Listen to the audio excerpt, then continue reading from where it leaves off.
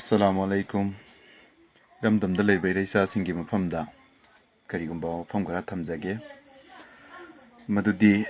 huji social media se aigi ahlaman singna su thingba khara thamjari. Do tangai fadana akhoi party gi chilinau singna ni haibi ba singna mayam ama phol se yam toksulakpado ai singdukchari masida sengna hairaba kanda ai ngasi pho iramdam gi ni na thawai kathoktana iramdam kaibe yaroi iramdam gi damak ne na hing nungtin tumda chadana iramdam gi damak thokpi raga ngasi da praja khoi gi amadi khoi gi ningtamlan mising haiba tare iramdam gi sigi yawloi singda ngasi phowa singna basu leite makhoi ga samna basu leite aduga sengna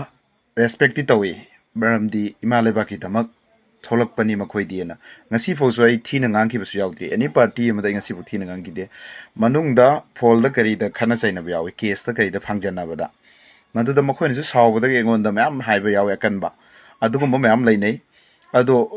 sengha adugumba wari history sing adudagi adumba matter sing do personal wari sana bada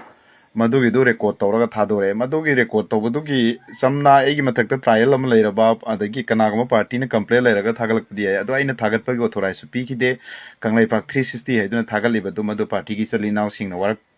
piningba mong do warak piyo madu mai thamjage aigi account dai chunong phoba party bu hunthaba any party ikoi ramdam da leiriba ai leitabani Arambai Tengol gi matangda semsoi haijage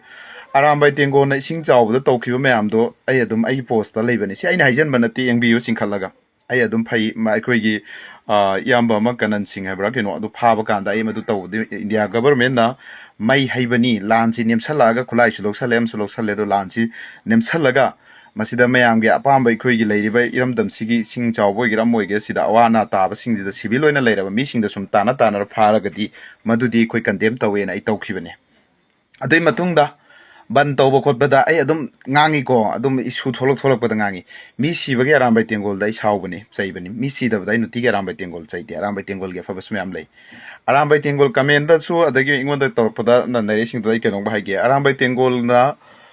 loinamang na phattaba nate haibasi masi ai yaninge but luching bada taina rakane ba soibe sidi aina soibe se ai organization da aingona taina rakane aingona se rakane ba madu khangba Arambai Tengol da khwaidagi good wing haiba faba haibagi aigi wakhal da mayamna Arambai Tengol gi faba ma hayu kaina hairagadi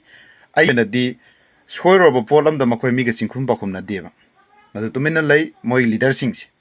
madu gi do silent oyeba mai masa masu masa manaw amuna thabuk tawrobada madu gi do ikoi Arambai Tengol gi leader singna madu khum deba mingon dang namnaba na ikoi chumeni yetpadu yetteba even ikoi gi da yetliba tumaina yetna deba ma fowa sema ai haijageba ngasi fowa ina Arambai gi soiba natraga Arambai sina ikoi gi tampak ta leiba masen da torok pasida madu ngangi mara nuksi da baine na lobi budri lawjo kesu kai deba nuksi da baina teba soihaning da bagineba ngasi aina haijari sine Arambai gi favor da leiba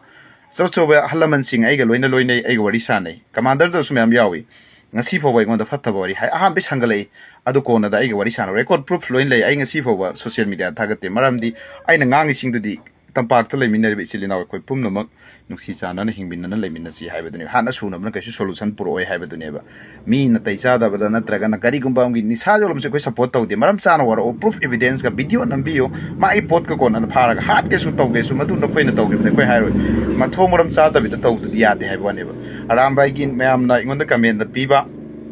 ai ngasi fowa ai sum aina sengna warori se tay magi na teba mi hat pagi value leitab se masi ai sounding yade Arambai gi oina aduga afaba hai waragadi leader singsi makhoi se leader singse asoiba tawraga makhoi chingkhum ba pakhum na deba makhoi gi asoiba do accept tawraga makhoi tumina leiba masi ama yaningi aduna aingon da Arambai ga thina basu leite amaga su thina basu leite ai di ngangi any pangan gi organization su mem ngangi metei gi su ngangi madudi sidi leiba ki oina thoklaga di madu loina mak tu ngang ba mathau tai haiba mathau tai asoiba da hainaga da ai ga asoiba da su mem ngang kani ꯃꯗꯨ ꯑꯩꯈꯣꯏ accept ꯇꯧ ignore ꯇꯧꯕ ꯇꯥꯕꯅꯤ ꯃꯁꯤ ꯍꯥꯏꯔꯒ ꯑꯩ ꯊꯝꯖꯒꯦ ꯌꯥꯝꯅ ꯉꯥꯡꯉꯔꯣꯏꯒꯦ ꯃꯌꯥꯝ ꯑꯗꯨꯒ ꯑꯩꯈꯣꯏ ꯄꯥꯔꯇꯤ ꯏꯆꯤꯜ ꯏꯅꯥꯎꯁꯤꯡꯗ ꯑꯩꯉꯣꯟꯗ ꯉꯥꯡꯕꯤꯔꯛꯄ ꯊꯤꯕꯤꯔꯛꯄ ꯍꯥꯏꯕꯤꯔꯛꯄꯁꯤꯡꯗꯨ ꯑꯩ ꯀꯔꯤꯒꯨꯝꯕ ꯑꯃ ꯄꯥꯔꯇꯤ ꯏꯆꯤꯜ ꯏꯅꯥꯎꯗ ꯎꯁꯤꯠꯇꯕꯁꯨ ꯂꯩꯇꯦ ꯑꯗꯨꯒ ꯑꯩ ꯀꯩꯗꯧꯗꯕꯁꯨ ꯂꯩꯇꯦ ꯂꯣꯏꯅ ꯁꯦꯂꯨꯠꯅꯤ ꯏꯃꯥ ꯂꯩꯕꯥꯛꯀꯤ ꯊꯣꯛꯂꯛꯏꯕ ꯃꯈꯣꯏ ꯑꯩ ꯑꯗꯨꯒ ꯅꯈꯣꯏꯒ ꯃꯔꯤꯗꯤ ꯂꯩꯅꯗꯦ ꯕꯠ ꯇꯧꯕꯇꯕꯨ ꯏꯃꯥ ꯂꯩꯕꯥꯛꯀꯤꯗꯃꯛ ꯀꯠꯊꯣꯛꯏꯕ ꯅꯈꯣꯏꯁꯦ ꯑꯩꯈꯣꯏꯅ ꯇꯧꯕ ꯉꯝꯗꯕ ꯅꯈꯣꯏꯅ ꯀꯠꯊꯣꯛꯏꯕꯅꯤ ꯅꯈꯣꯏꯕꯨ ꯑꯩꯈꯣꯏ ꯑꯦꯄ꯭ꯔꯤꯁꯤꯌꯦꯠ ꯇꯧꯏ ꯊꯦꯡꯛ ꯌꯨ ꯑꯦꯚ꯭ꯔꯤꯋꯥꯟ